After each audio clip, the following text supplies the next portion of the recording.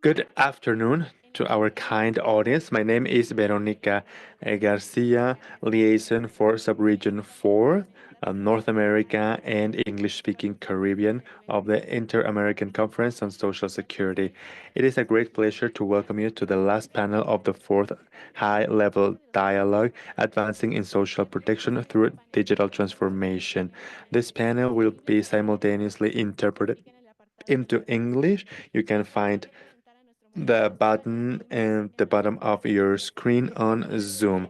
I would like to introduce you to Emmanuel Ramirez Casillas, the head of the Inter-American Conference of Social Security. And with no further ado, I would like to give the floor to Emmanuel Ramirez to start with this important panel. Thank you, Veronica.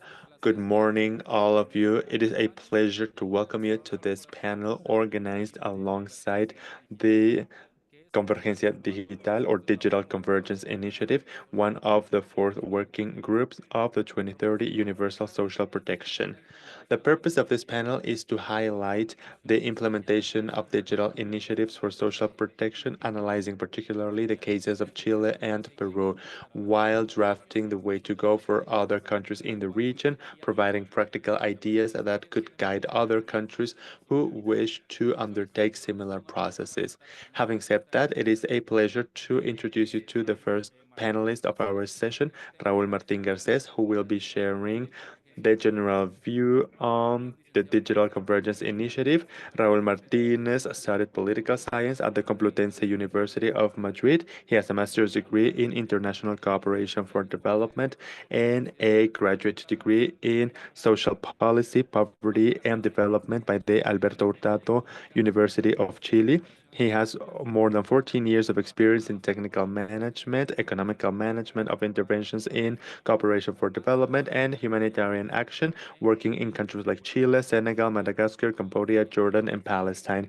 He has also worked as a researcher in policy coherence for development, focusing on political advocacy, transparency, and accountability, analyzing their application and compliance with them in the legislative and executive branches of government in Spain.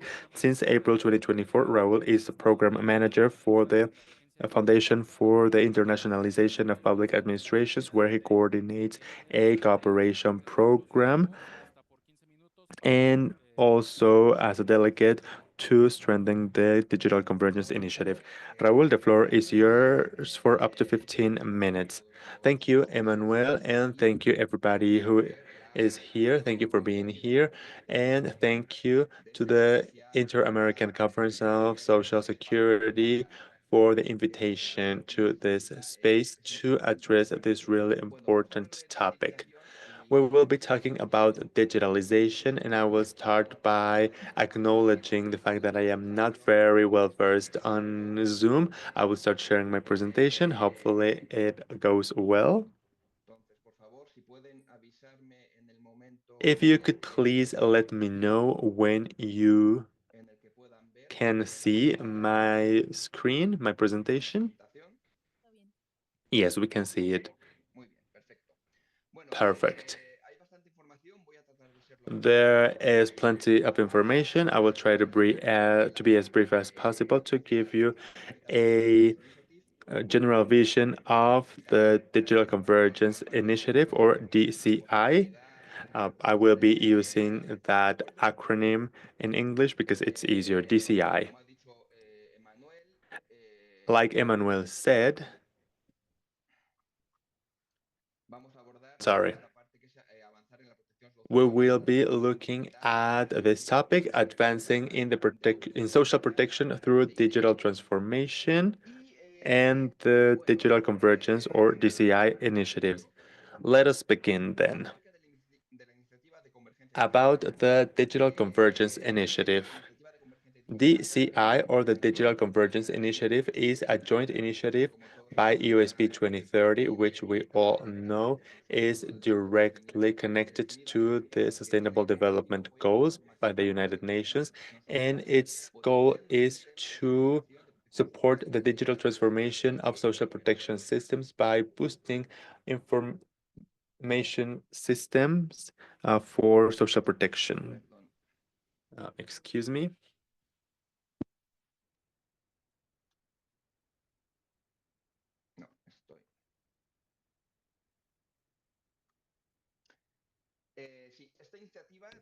This initiative for digital conversions was created back in 2021, has three pillars: facilitate the exchange of knowledge on digital systems, on social protection at a worldwide level, create a consensus on technical norms in in order to enable data exchange in digital systems and support countries in their digital transformation processes.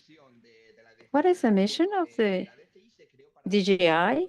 Well, it was created to create a set of norms and guidelines that would be aiming the interoperability of the social protection system,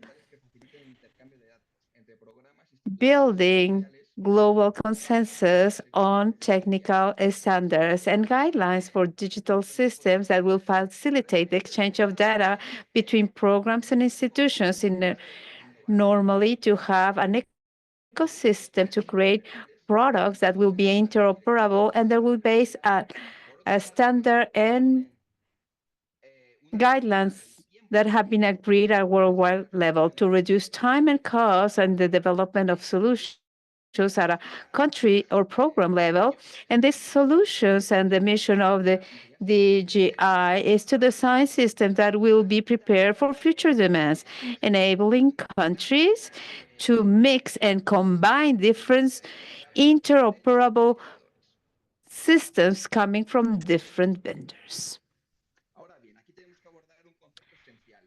An essential concept has to be addressed. I didn't have a technology profile when I started to work in this. So the first word I had to look up, it was interoperability. Maybe it is the first time that you hear this well. What is interoperability? I have two definitions that I consider are quite good that can guide us throughout this process. The first one, that is a simple one, or the easier one, is to have the capability of information system and procedures in order to support them and share data, enabling exchange of information and knowledge among them. The interoperability is the capability of those systems to exchange and use information. Interoperability in the public sector generates more trust and a better communication between public administration, citizens, and companies. It requires cooperation around semantic matters, judiciary matters, as well as organization and technical ones. To translate in an easier way to understand, interoperability is that different digital platforms will be able to communicate amongst them, that they have the capability to talk to each other and understand the language that other platforms are using. Just imagine the potential it has when we're talking about records that are linked for the beneficiaries, who are the beneficiaries of a social service, and how we can improve and put in place all of these policies. And what is the greatest challenge that we have identified so far? Well, from the DGI is a solid digital ecosystem is essential for social protection because current systems do not have the capacities to provide it. At present, the status of digitalization and social protection. We have so many fragmented, multiple systems within one country. We can have different institutions, different players, different agencies, different ministers that are working all in social protection matters, but each one is using their own system, endogenous system, because of different causes and circumstances that have led them to do so. That makes it nearly impossible to have this communication bridge in order to communicate with other agencies with which they have to work. Motivated also because there is a lack of common standards that will regulate all this, lack of measurements on digital governance that has led to have all these fragmented systems. And it is generated as well because there is an insufficient exchange of data and leading us to have manual processes in order to collect and manage data. And so, attendance lists or registers on paper or Excel sheets that become obsolete if you don't update them to the modern social systems. And on the one side, we have slow and inefficient provision of service, and it excludes beneficiaries, either exclusion or sometimes even doubling that same beneficiary. Those are error risk, frauds prone activities, waste of public services because these systems are not as efficient as they could be while distributing resources and the outcomes that you can get. So, what is our vision? Our vision of the DGI. Veronica, can I ask of your assistance because I see a panel to the left where I see myself and I see some of you, but I cannot see the full screen. Can I stop seeing myself? Can you eliminate the side panel so I can see the entire presentation? Full screen?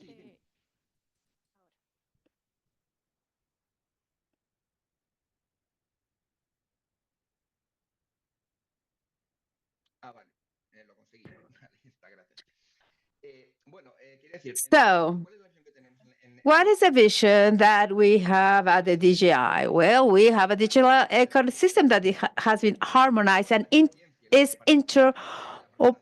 that provides interoperability, that improves efficiency, transparency, the provision of service of social security, and improves the outcome of social protection. And it improves coordination and it's promoting inclusion than reducing inequalities. Obviously, more efficiency will reduce inequalities, and we have to always take into account inclusion of people and collectives that are traditional being marginalized or are the most vulnerable, such as women, the elderly, or the infancy, boys and girls.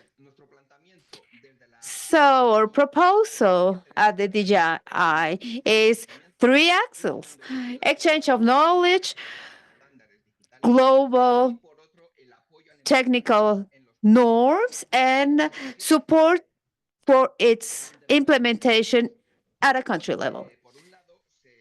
On the one side, we are created in the frame of the DGI digital knowledge database that will be open and collaborative. We have practical cases, reports, guides, tools, and summaries of learning. And we also do events like seminars online, workshops, conference in presence.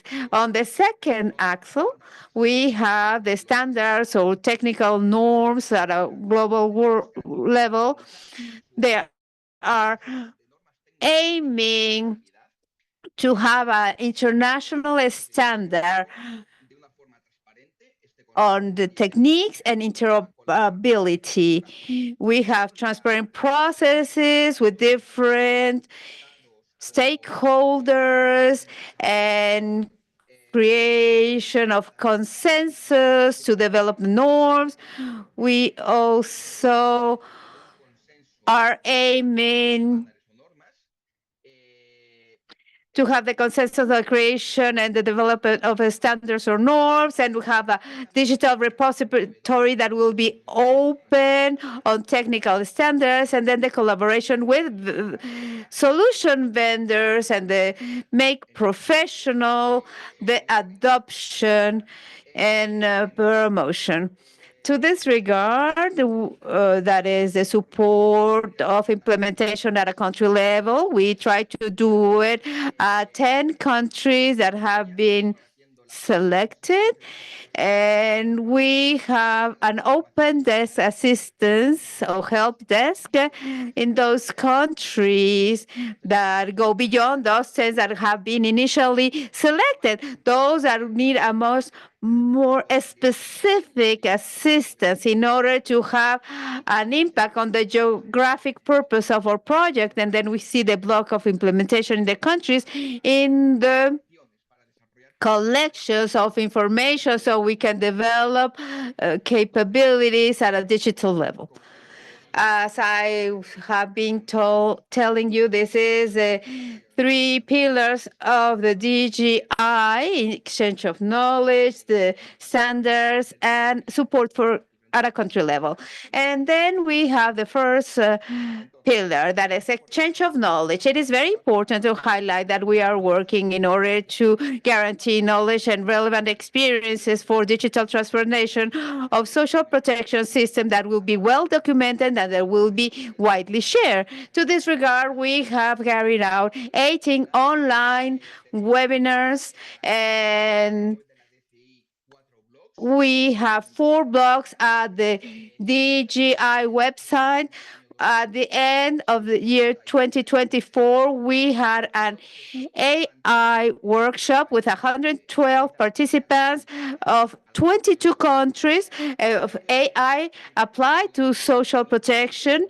And then we have knowledge base at the spdci.org. And coming soon, a training program of the DGI created by the LIO, that is one of the sponsors of this program, and then the organizations that are part of the DGI, and I forgot to tell you about it at the beginning.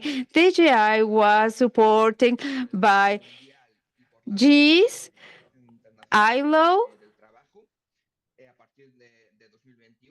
since 2021, and afterwards, thanks to the finance of European Union and GISS, we extended it to other partners for the FIAP,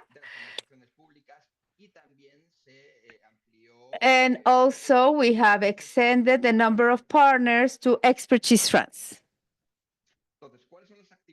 So what are the activities of the DGI?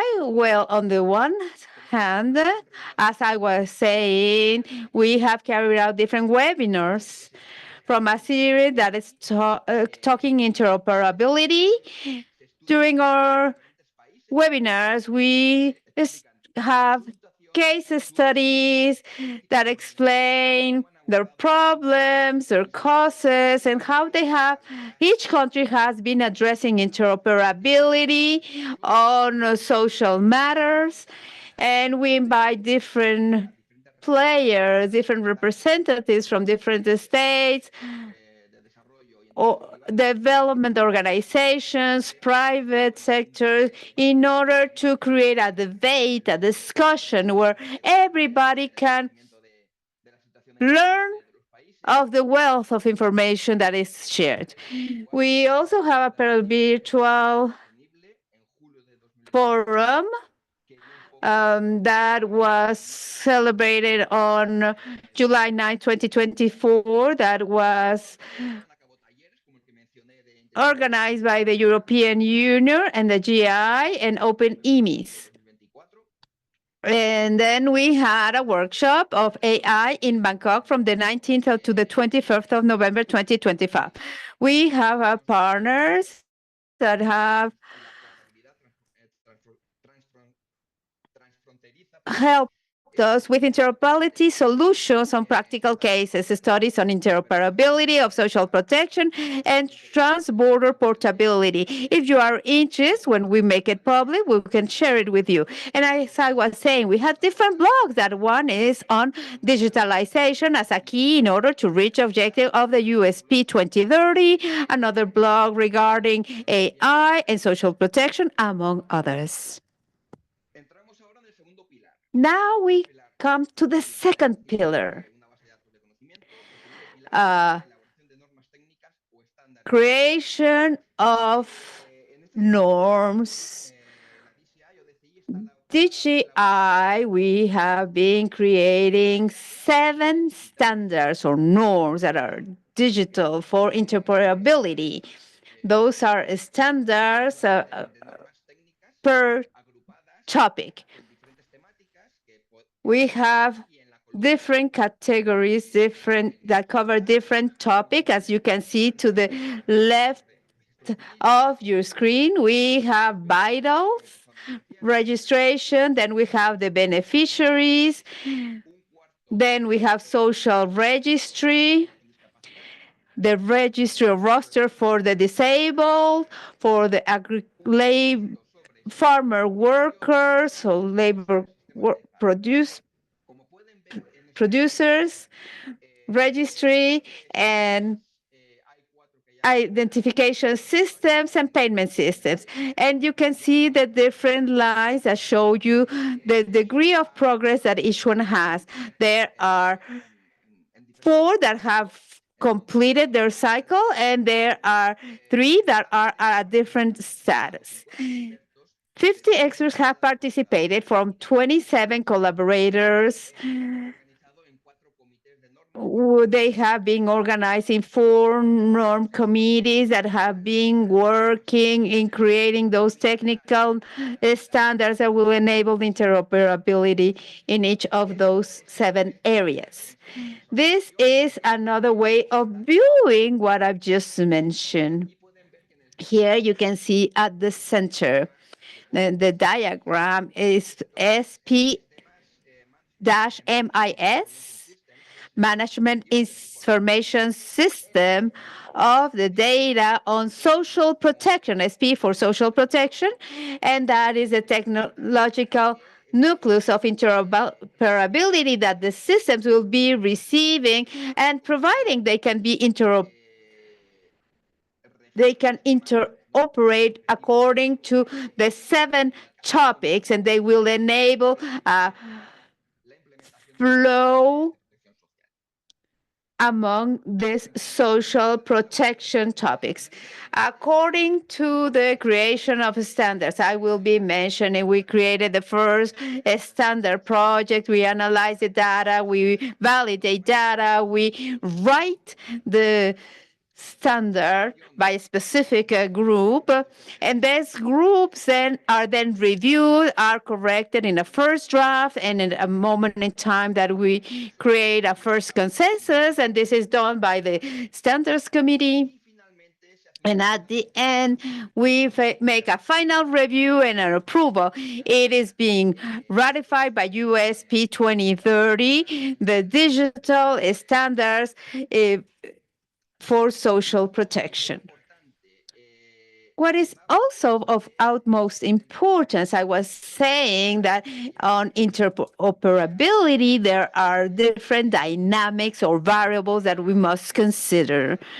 So this is the frame of interoperability of the DGI that is based on the pillars of the European interoperability standard, and it has several variables, legal. Interoperability has to be supported and approved legally, so regulations must match and allow the interoperability on social protection, covering fundamentals like data privacy and protection.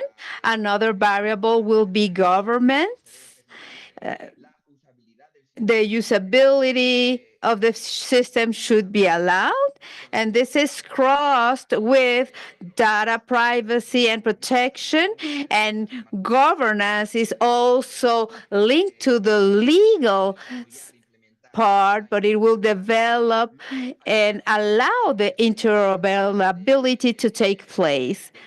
Then we have the interoperability of processes. We have to have the guidelines around the business and workflows, and we have the semantics that is regarding the type of data that we will be working with. Just to state an example, we can have two systems, digital systems that will be working on social protection. We can have do rosters of beneficiaries, and one you put the day in an Anglo way, and then the other one in the Latin American way, and then communication cannot flow in both systems. Semantic interoperability will adjust the way that you have entered that information by specifying how we have defined data. And the other one will be the technological interoperability, the technological level, the different technological tools that we will be performing this interoperability.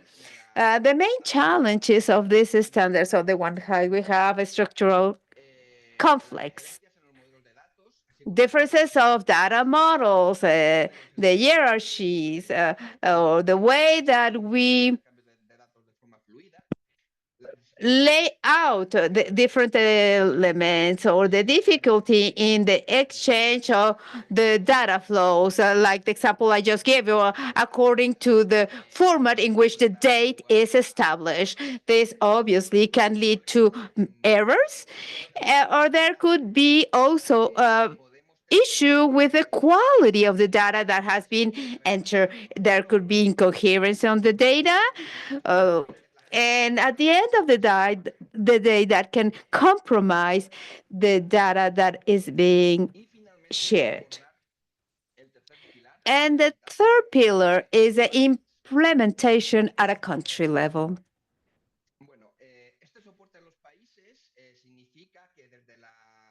Support provided at a country level, well, the DGI will be working jointly with those countries to support them in modernization projects.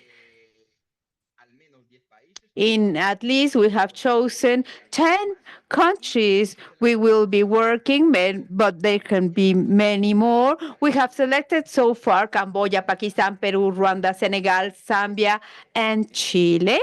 These are the countries that we have the formal approval to implement this project, and then we design a help desk so we can provide timely assistance, and then we hope to be able to provide assistance to other countries in addition to these 10 ones.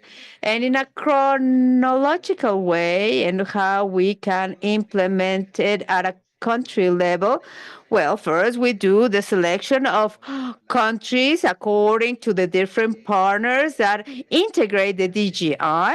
We do this looking for coordination, taking advantage of the synergies of the programs that those partner countries are already have in place. Then we assess all the chain of social protection. There is availability for the countries that wish to do so. This can be done with an approval tool of the DGI that has been created by the World Bank as one of the partners in this program. And then we have the intervention per se, with the support of interoperability systems implemented at a worldwide level standards. And then we do the training on interoperability and digital transformation. Regarding the benefits of the program, and I'll try to be brief because I can imagine that I'm over time, maybe. But in exchange of knowledge, well, the countries and stakeholders, interested parties, well, they can participate in the webinars that are organized by the DGIs, and we can invite countries so they can present their cases. There's uh, so they can present their cases on these webinars, talking interoperability that I mentioned earlier, and participate the creation of products, of knowledge, of the DGI, and promote the use of this product of knowledge. And then we have global standards to contribute to the creation of standards and creation of global consensus, promote adoption of standards by the solution vendors, open code and others. And then we have the support of implementation at a country level, collaboration, implementation of a digital transformation in at least 3 countries worldwide.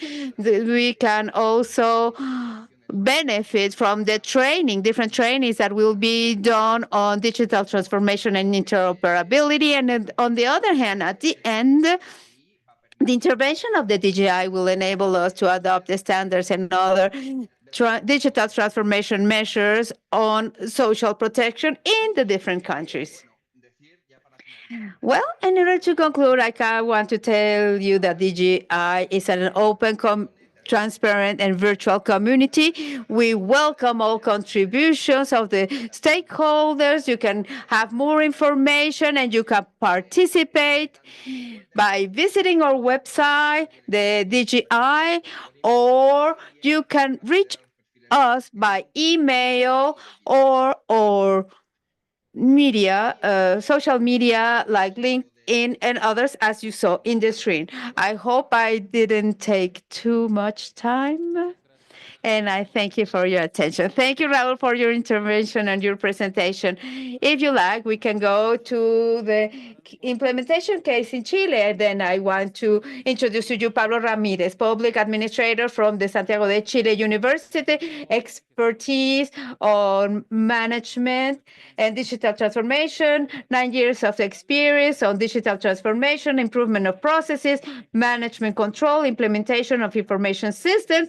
At present, he is in charge of the digital transformation section and design of the planning and control for the National Service of the Elderly in Chile, SENAMA, for its acronym in Spanish. Thank you so much. And Pablo, you have the floor.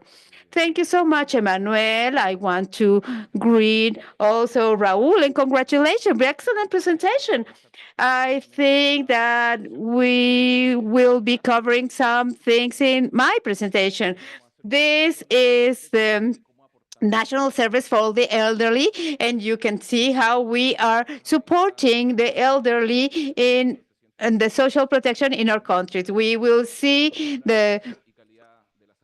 our guidelines, according to the President Gabriel Boric, is to improve access and quality in health. We have modified our pension system, and here in red I see, because we want to review with you, is how we can implement a national policy of support and care.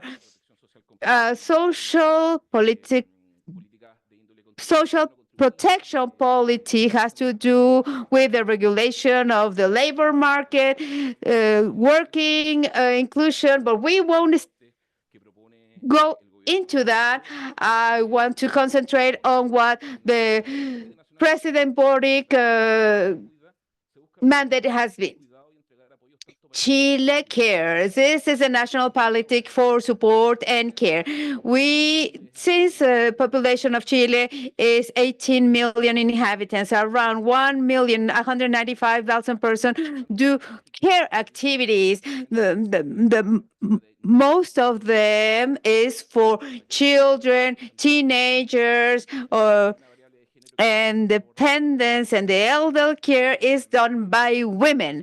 In Chile, wants to articulate around care, implementing actions from different sectors and agencies where we can take care of the elderly. In this context, we want to delay, prevent, and take care of the dependency. There are functional independence of the elderly, promote independency, promote autonomy, cross-section in social corresponsibility, and in the context of the elderly that are our target market, we will be reviewing a couple of data so you can see what is the context where Chile is found, because it is aging in an accelerated way, and we are leading these guidelines at a American continent level. This is our social demographic information. I can see that you see on the screen all the elderly that have authorized us to use their photos. They are the beneficiaries of the SENAMA programs. Our estimation is that by 2050, 1 in 3 people from Chile will be aged 60 and more.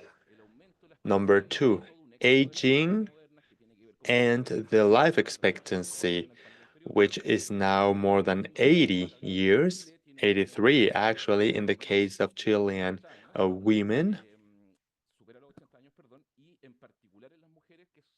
So again, life expectancy at birth is over 80 years, and women tend to live more. In the case of Chile, 83 years. So we understand the phenomenon known as aging in as an elderly person. Then we can think of functional dependency. About 22.2% of the older population requires some sort of assistance to perform everyday activities. And then the fourth element, which includes functional dependency and then the income, because if we look at the lower levels of income, if we look at the 20% who have the lowest income, functional dependency gets to 26.7%. And the opposite, if we look at the layer with the highest income, then the dependency is actually lower.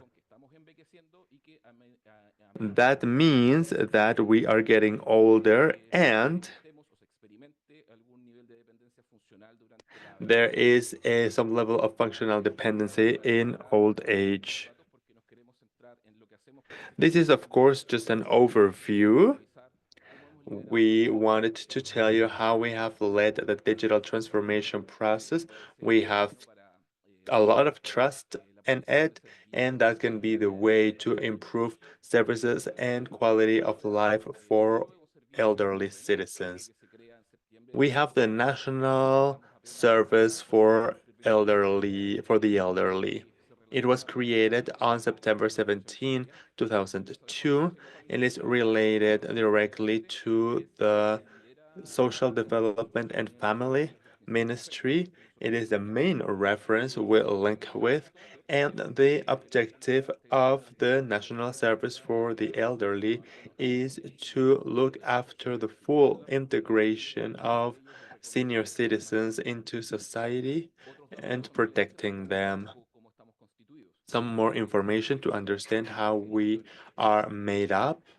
There are 16 regions in Chile, and that includes administrative units known as municipalities. There are 345 of them. They are the one closer to the territory, so we can have an idea of how our country is made up of administratively.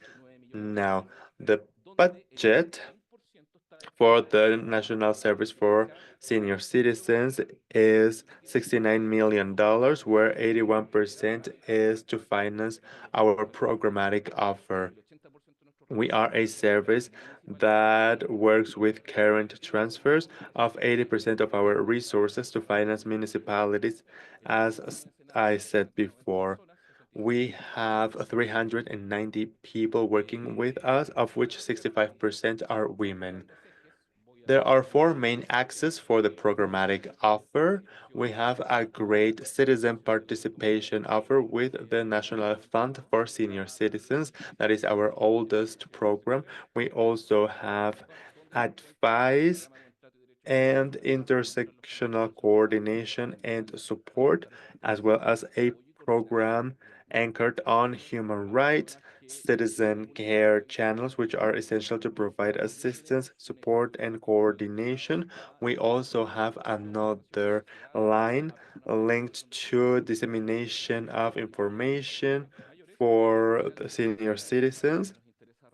And then we would like to highlight residential services and care services for the elderly. Some of them are under Senama's direct responsibility. And we have LEAM, which are long-term residences for the elderly.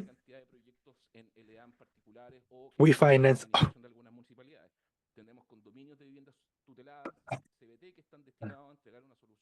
to give a solution for habitat for the elderly that require then that they have a level of functional dependency so they could be autonomous. And then we have the housing and home care that which allowed us to finance different projects. Care, we are have 332 as a total at a national level, and those are the users in red. That is the half of the population. We are at the capital city, Santiago de Chile. We have so many in Valparaiso, but the distribution at a national level, we have almost 16,000 users according to the information that we collected in 2025 to 2025. This is a service, and here we see the digital transformation topic. I wanted to tell you a little bit about what the team that I had is doing. Here we have the scheme that I got this information from the CEPAL CLAC regarding on digital transformation on social protection that have to do with the macro scheme that digital transformation has. Three elements that are not here on this slide, but I will tell you. People that are the ones that work, that need training and be instructed how to use technological tools, and they are key because change management depends on people. Processes, which are essential. You cannot digitalize processes that are not well known, because that's where you will be getting the data, and that will be the heart of digital transformation. We will be talking a lot about the data throughout the slides, and then the technological tool, because sometimes you see that digital transformation is just only to those subject matter that has to do with this stress component. People that work in the elderly services, the design or redesign of the processes for which these people are part of and responds to the objective, and then the implementation of technological tools that is at the end. Here on the screen, you can look at the digital competencies related to the capacity to let the people know that they can use technological tools, and then they can give us feedback whether that works or not. And then the basis of any digitalization is the technological infrastructure, where we find the necessary resources and services for the IT environment, software, apps to manage processes, databases, a repository where we can organize, store, and recover volumes of data. All of that is cross-cutting in the institutional environment, and it is really good so that we can have that in line with the strategic objectives of a public institution like ours, as well as the commitment of workers nationwide who are willing to walk that path.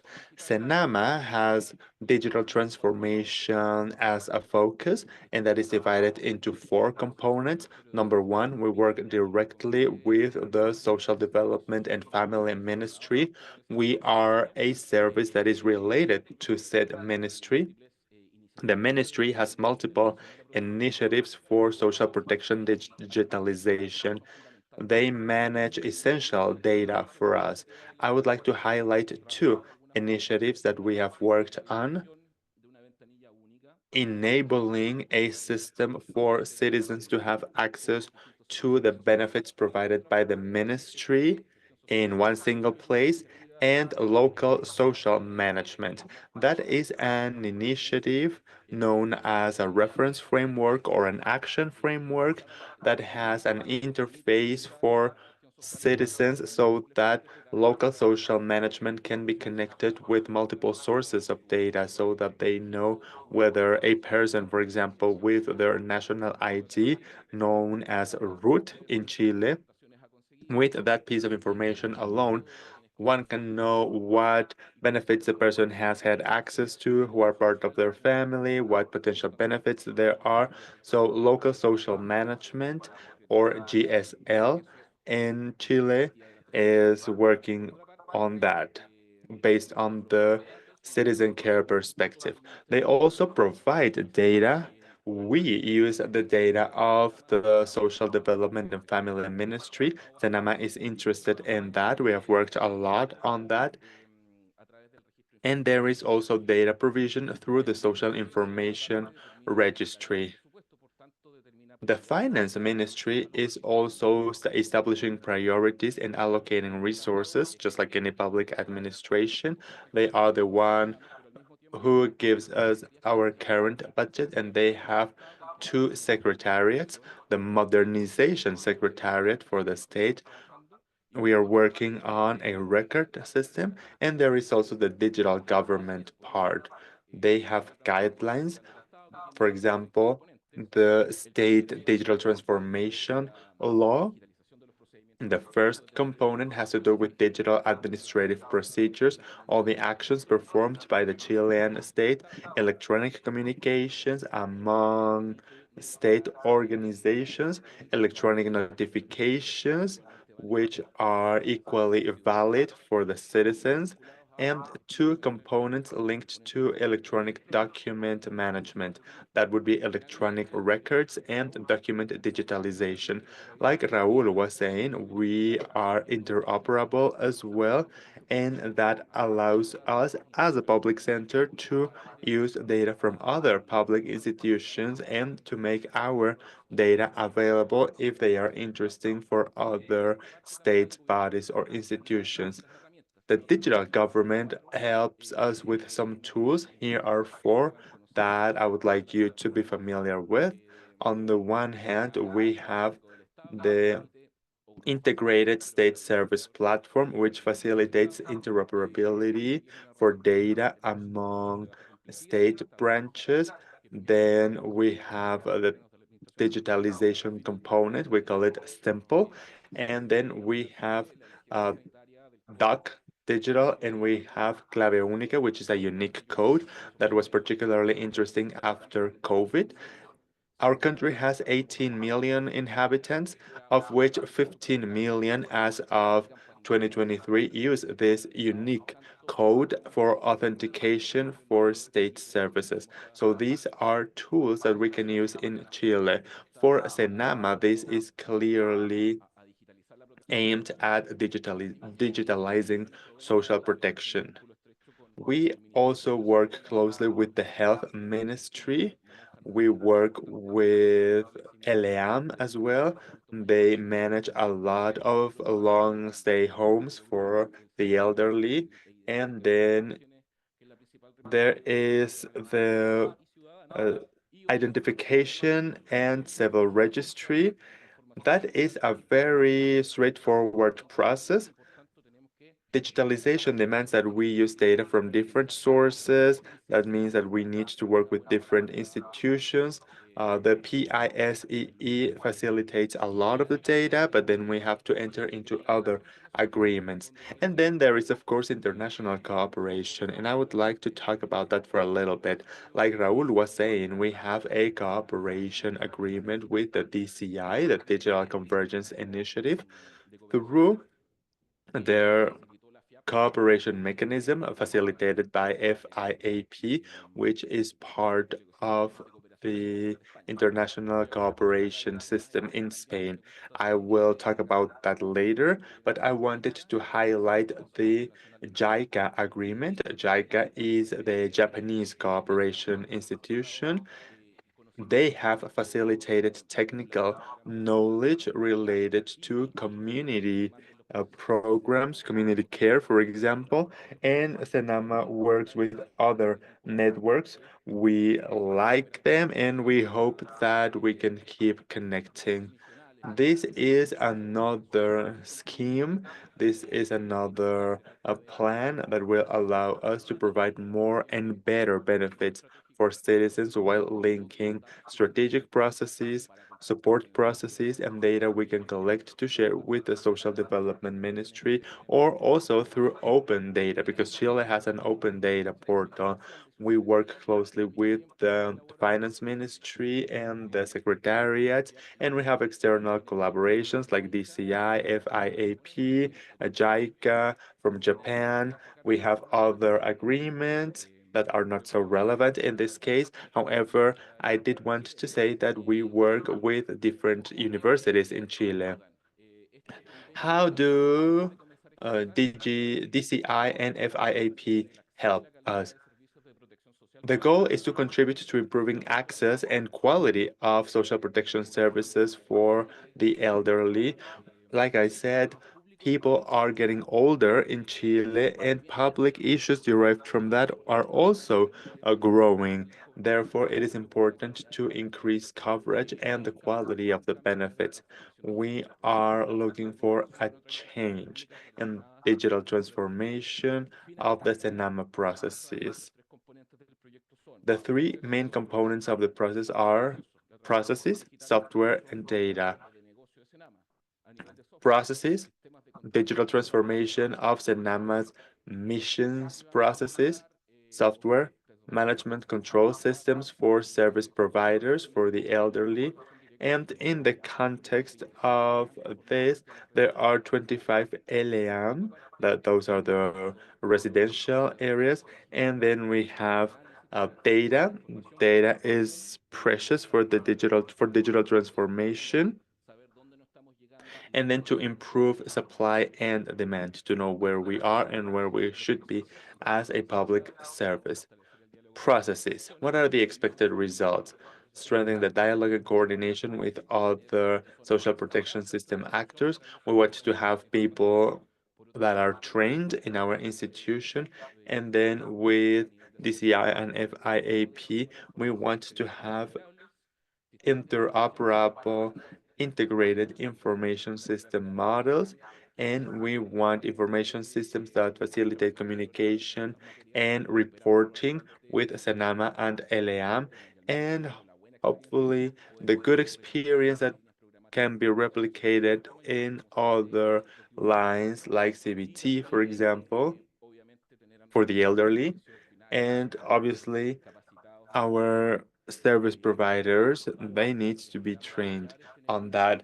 In terms of data, we want to have a DI model which is aiming at the first data warehouse for Senama, the first data warehouse where we will collect data important for us, and then we can do what we see in the second bullet, analyzing supply and demand of services for the elderly. But this is based on data generation, knowing who has the data, who is managing the data, where the data is, and that will help us as a service to have that visualization to facilitate decision making, to optimize resources, and focusing on social benefits for the elderly.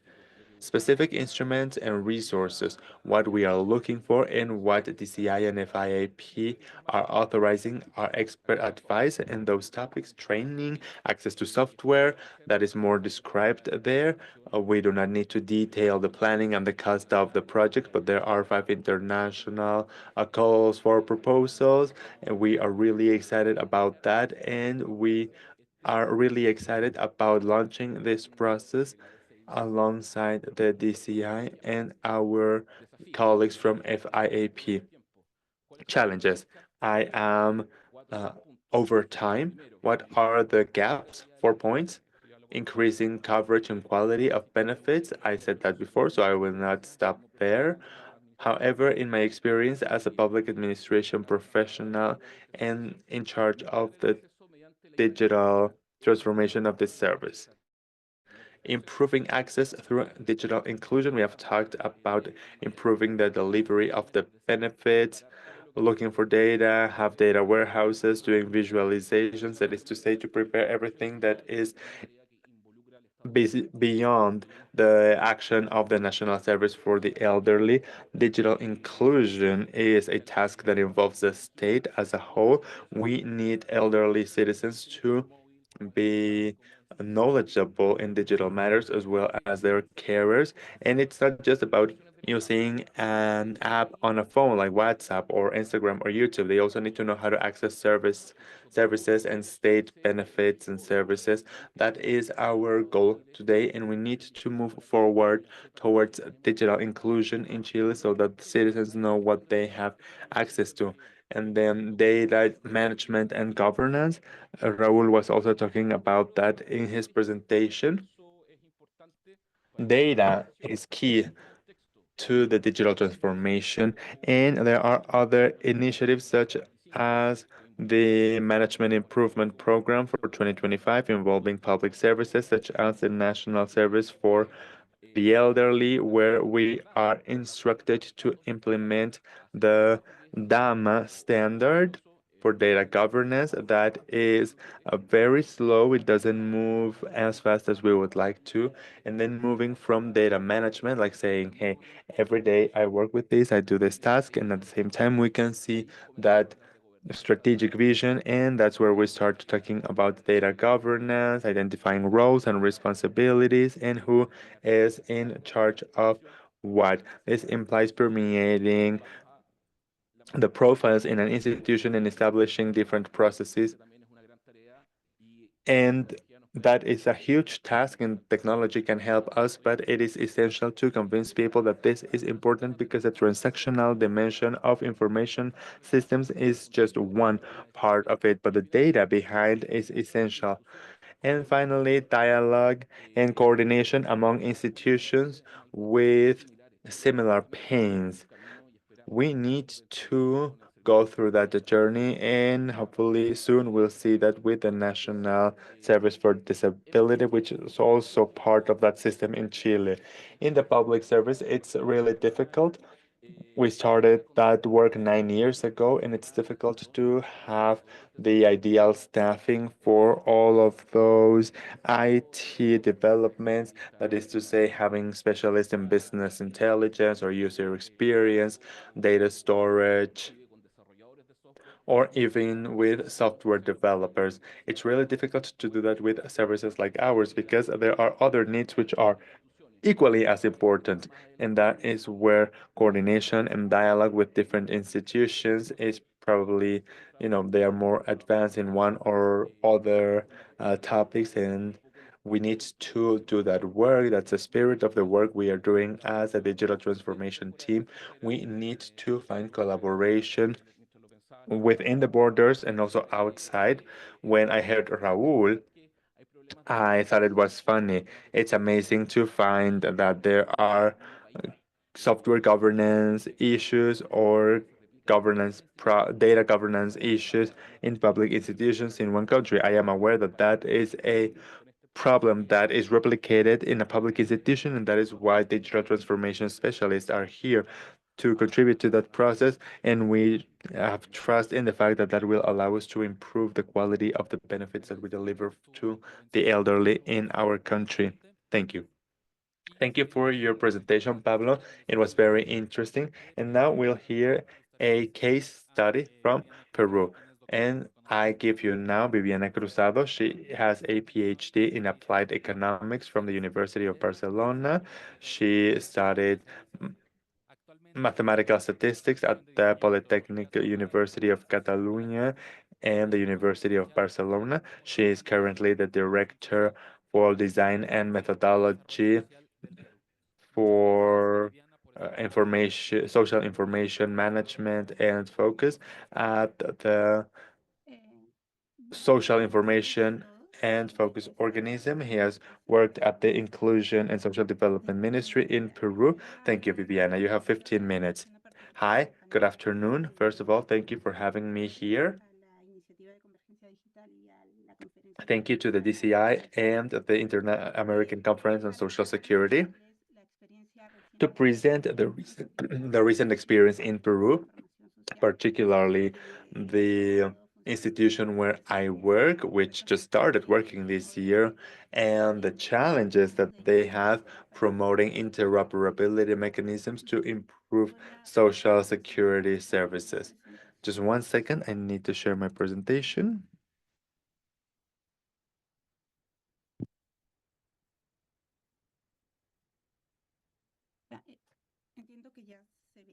I think you can see it now.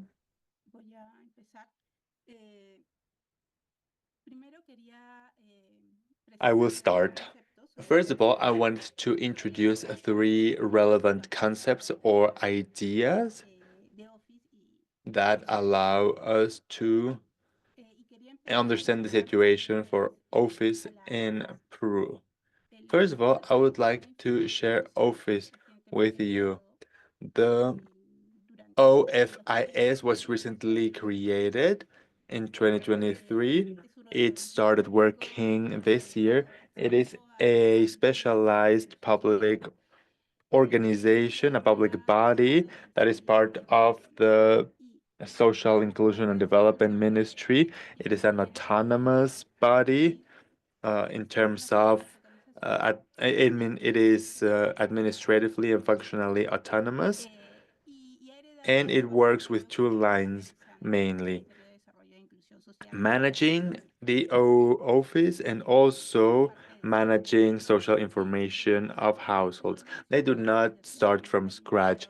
And so in this line of work, office is in charge of issuing national guidelines for targeting and methodologies, as well as mechanisms that regulate the different stages of these processes or targeting processes for the different entities, as well as providing technical assistance and evaluating the application of these processes by said entities. As usual, the objective is to be able to identify vulnerable populations and then send services there, guide them there to improve the efficacy of public policy, and for entities to be able to implement these targeting guidelines. In general, all social protection services require information services which allow to identify where the most vulnerable population is and who is that. And that is why office also has a second line of work, which is administration and management of social information for households. That is why it has national powers to manage and integrate social information for households and the members thereof. And also under office, they are also evaluating and implementing interventions in the framework of social policy. For that, it has and manages the following tools. Office has information records that is known as RIS, the Social Information Record, which is a record with socioeconomic information of households and the members of the households. That is to say, information about the identity, how the household is made up, the type or the characteristic of the house and services and other characteristics, and the location. That is information collected mainly from primary information through a visit paid to the homes through local governments to empower, so that they are not part of that list. And then there is also interoperability with administrative records that provide information about income and assets of the households. However, most of the information comes from this primary information collection precisely because Peru is a country with 70% of informal employment. So most of the households are not part of the administrative records. The second record managed is the National User Registry, which is trying to measure the traceability of people, households, and their members regarding the different services that they receive from the state, so looking at traceability over time and simultaneity of these services. And the third tool that Office is responsible for is the social information exchange mechanism, digital platform that is integrated by a set of databases of registers and standardized procedures for its integration and access by the entities.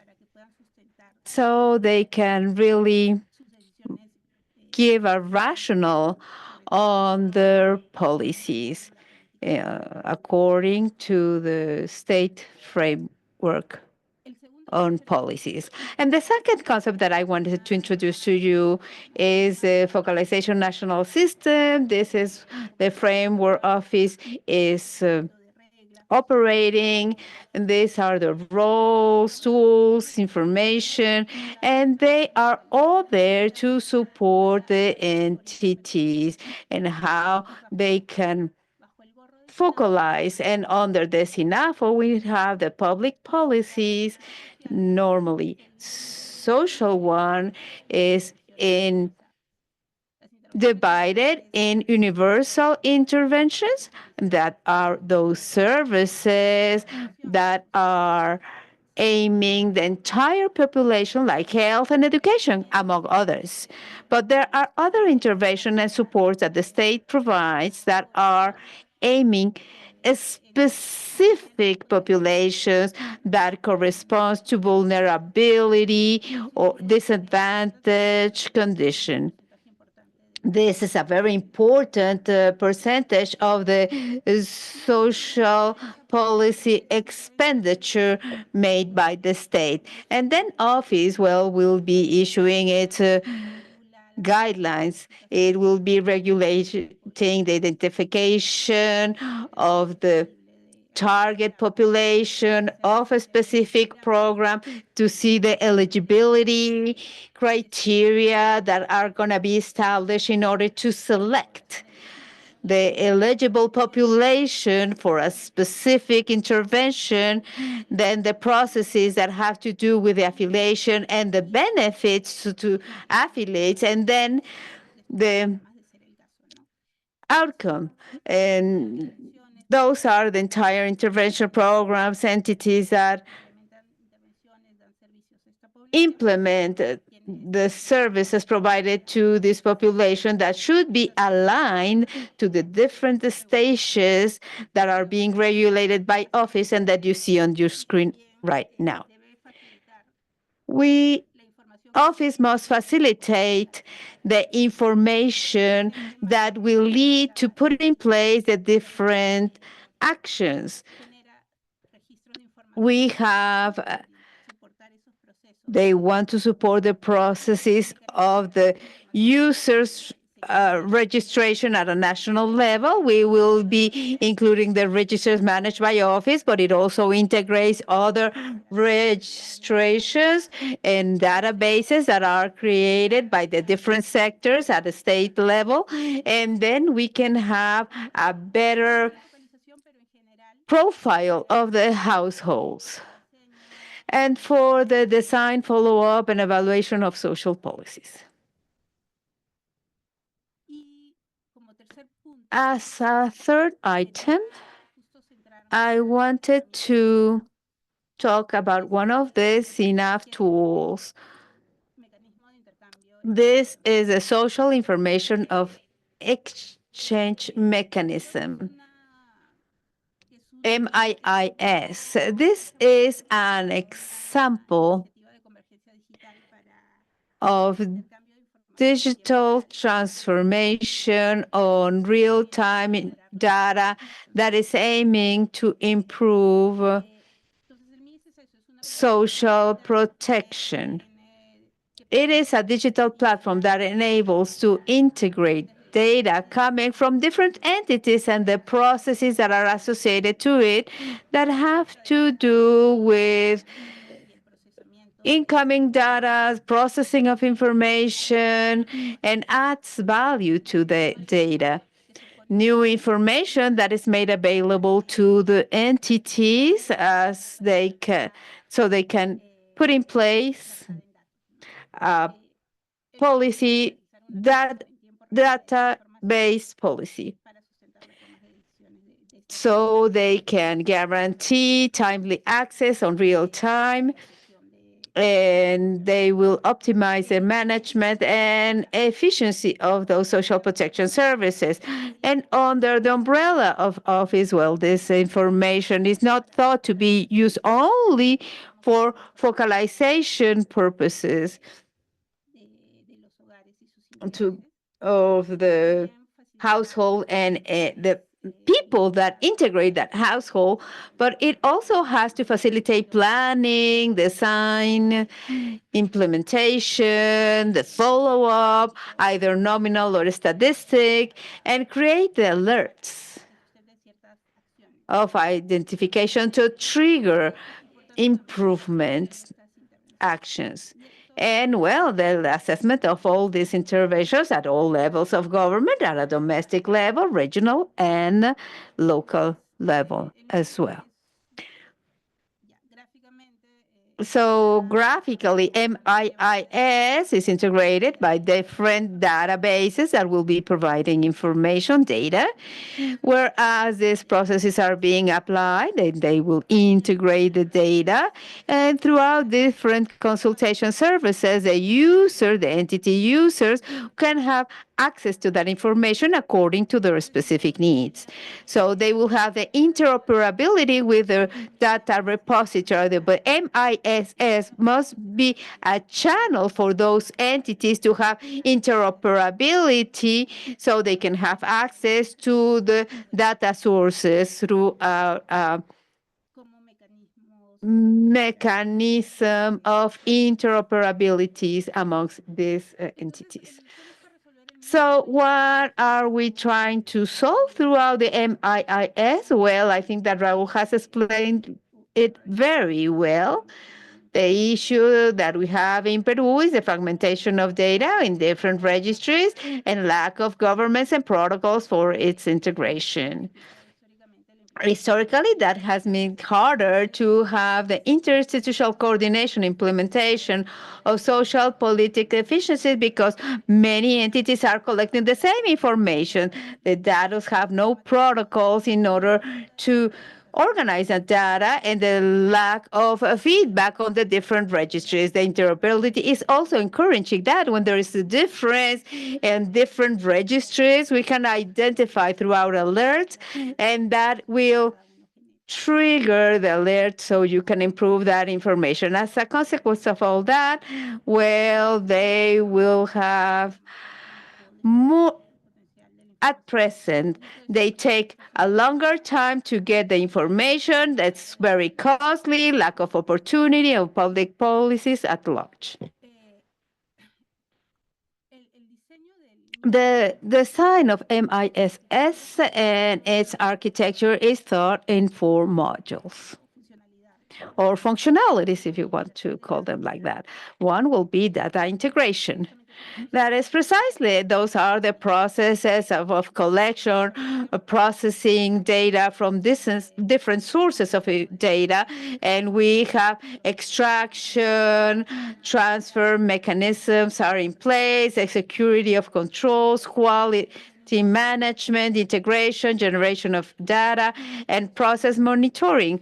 And then we have interoperability that makes safe the exchange of data, and the entities can have access to data according to their specific needs throughout the extraction of mass data or establishing their functions. So in a recurrent way, they can get the updates on that information they are looking for. And they have another module that is thought to have a working space in order to support analysis and design of intervention in a secure space. Interoperability is for exchange of nominal data so they can implement their interventions, but the working space is looking for entities to exploit information that the MIAS has in a secure way remotely, making it available through different software so they can analyze that information with metadata so they can carry out their analysis and with techniques to data become anonymous and pseudonymization. And then they can download those data. And then we have the reports and analytics that will give you the draw of information according to the popular formats that you want, according to the information that you are managing. And we're here in this slide. I wanted to give you some examples of cases that MISS allows us to do at present. That is in the creation of the social registry and the users national registry. We can identify that in the case of the Lima metropolitan area in the district of Comas, we have a child care center that is running. And we have identified 134 households that have children under the age of 3, 82 households that are in poverty conditions, so that enable us to identify the gaps of our social programs. We can identify who are those individuals in a nominal way. So the integration of the different layers of social information with data that is being generated for disaster relief center, we can identify the households that are at the flood risk areas. What is the socio-economic status and the percentage of people that have been registered, so we can issue recommendations to local governments so they can put in place prevention or can give us a dimension of the damages that could eventually occur. And as I was telling you, we are at a stage that we are undergoing the beginning of this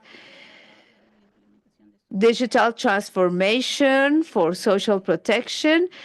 And we have a route,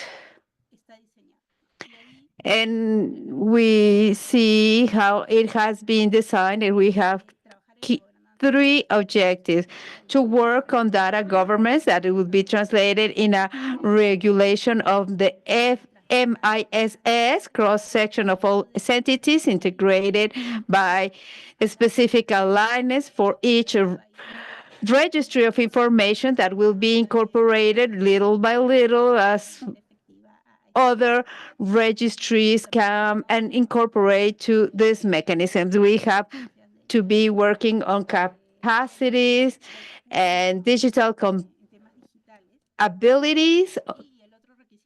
That is for the humans. And then we have the technological infrastructure and equipment that you need to deploy all this on the software and databases. But of course, without data governance, even if we have a technological infrastructure and equipment, we will not make it a reality out of this mechanism. So we have to work in a parallel way, and we have three clear lines of action that we that are already in place and that will enable us to leverage financing and technical assistance. First of them is investment project.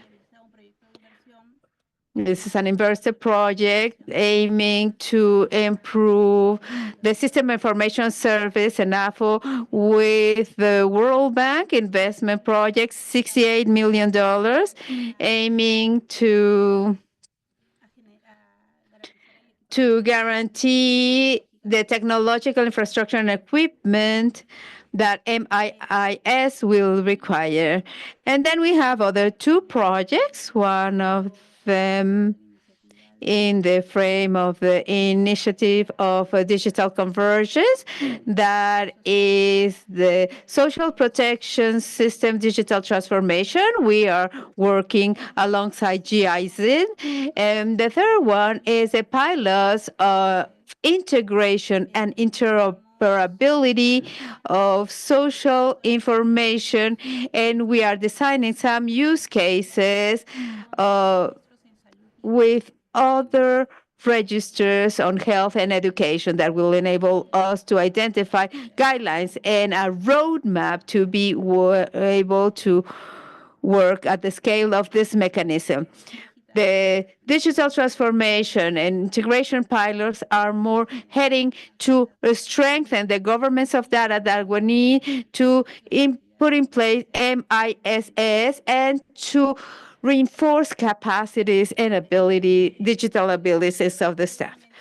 Very briefly, these are three initiatives, as I was telling you. This investment project with the World Bank, it is a project that is aiming to modernize information system that we provide, strengthen the coverage of social data and provide all the tools that are required that are required by the implementation of MIS component that improves capacity to collect primary information on the households that the local government's registration does, and then that promotes the digital transformation of the rosters that the local governments have by collecting the information and provide them the tools for equipment like tablets to collect information, training and certification platform, as well as other digital tools that will improve their processes. Another one that is to improve the household experiences. We're thinking about the citizen that has to request or apply for a social economic evaluation can be made. So those applications and monitoring of the applications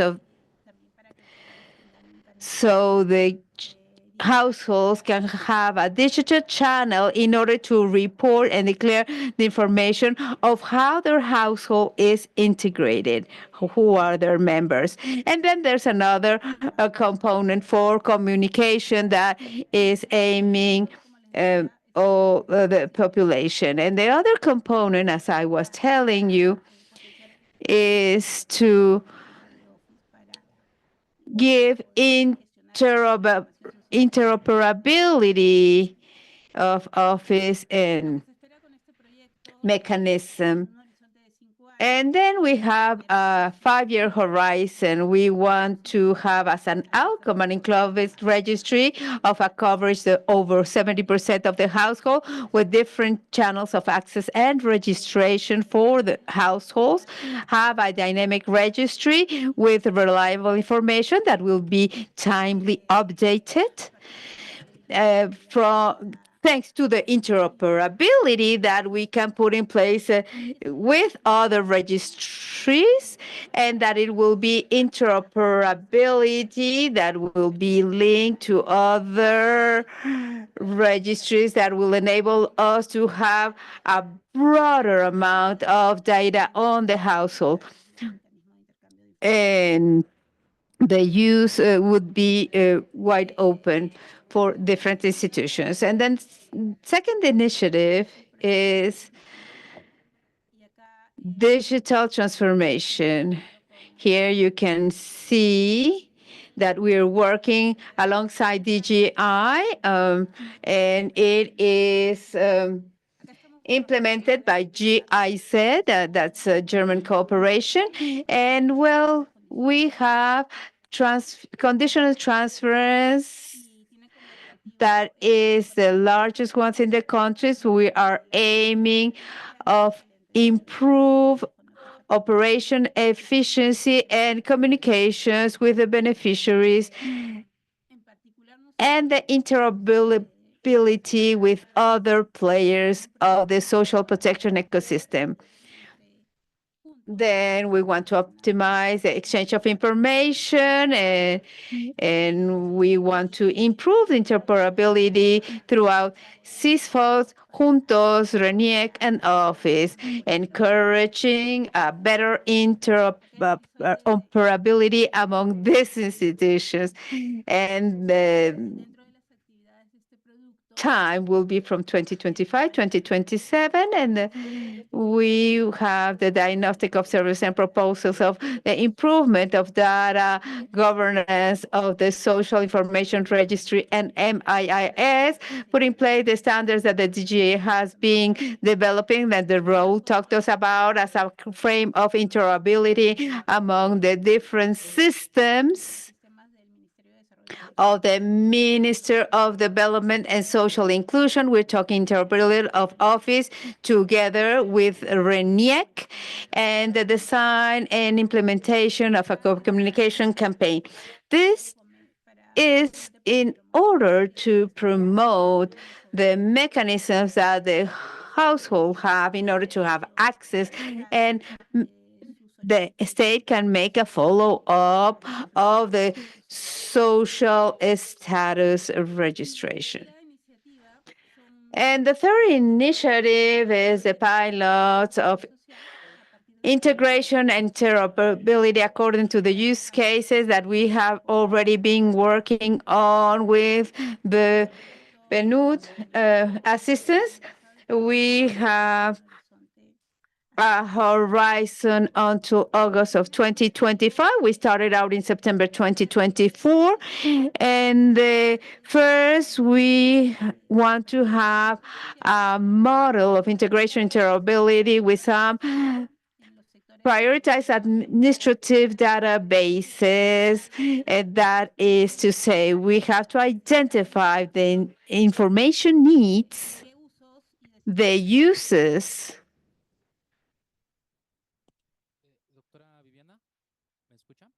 Doctora Viviana, can you hear me? We would kindly ask you to wrap up your presentation in 2 minutes because we have to move on to the closing.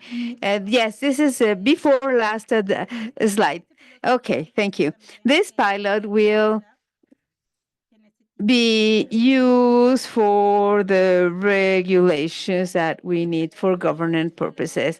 And well, just as a final example, as part of this pilot, we have identified one use case of the integration of social information with the children's registry and RNU, and the interoperability of these two registries according to the alert of each child that has been born. We will be identifying if he is in the register of social information, and we can trigger if there are children that do not have social economic data. So if they are not included, we can register them. So we can cross information with the household throughout the RIS and inform the different social programs that a child has been born that has social economic condition of poverty, if such were the case, and there are risk social factors, so they can prioritize interventions. And then we have the different cases for children, so we can take care of them throughout this access to primary services for childhood. And just to conclude my presentations and as a balance, I wanted to tell you, through Office, we are initiating interoperability. We are first stage within the cycle that promotes interoperability for the use of data to feed all social protection policies. It is a long-term project, but we have a plan and we have a roadmap.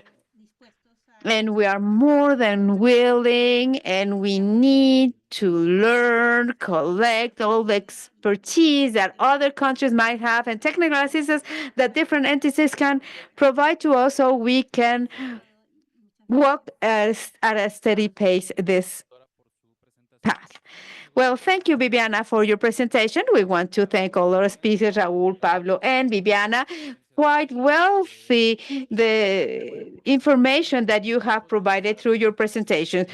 Due to time, we cannot have our Q&A session, but I will forward by digital means the questions that have been posted online and the ones that we will be collecting here in the room. So we will forward them to you so you can answer them directly. So now I give the floor to Ms. Garcia so we can close this session. I want to thank Emmanuel Ramirez for its excellent moderation this table, and our thanks to for the initiative of digital convergence in order to carry out this panel, and Azara Raul that have been participating in the process, and all the speakers for their brilliant presentation and that have led us to know more about the DGI in the Americas. If you want to answer the questions, we will be forwarding to you, and then we invite you to stay with us for the closure of these 4 high-level dialogues. Thank you. Thank you. Bye bye. Thank you. And thank you for the space.